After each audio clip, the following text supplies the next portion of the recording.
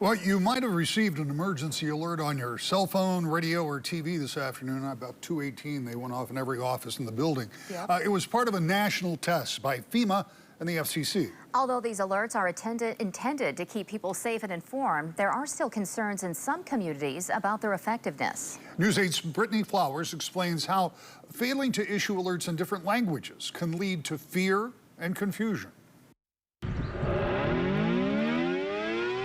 Realmente fue una sorpresa, o sea, como algo sorpresivo, algo... Cristina Soria is describing the moments leading up to a tornado that touched down north of Grand Rapids on August 24th. 10 minutos antes. She was at home relaxing when the sirens went off. I was afraid. She wasn't alone. And I called my friend. I say, hey, where are we going? Do you know any shelter that I can go? And we didn't know.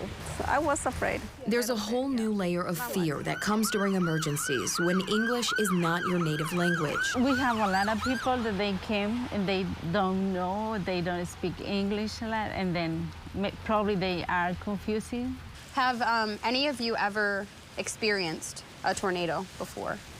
No. Before this? No. We just heard the tornado siren, but it was just a practice.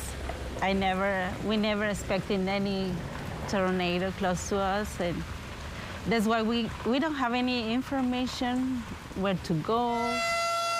Rosa Isela Corona says she received an alert from the National Weather Service, but it was in English. All my friends received the message in English.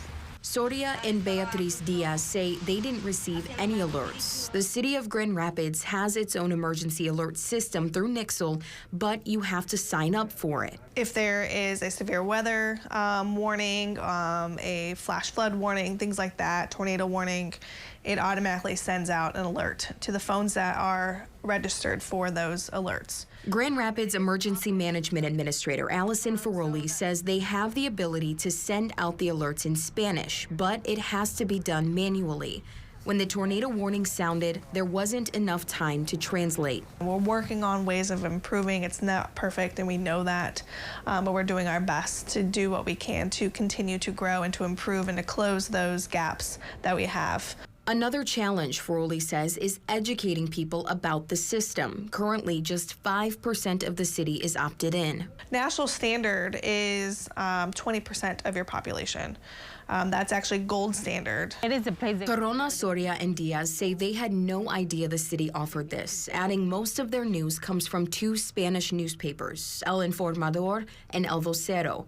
I contacted El Vocero, and an editor wrote back saying although these alerts are an invaluable resource for our community, it's concerning to learn that even a platform like ours had no prior knowledge about the availability of these alerts, emphasizing the apparent need for improved promotional strategies. Ferroli says they're working on it. We now have an emergency management specialist that's been hired on about 6 months ago, and part of her job of that is doing public outreach and education. So through that, we're hoping to increase our number of folks that are registered.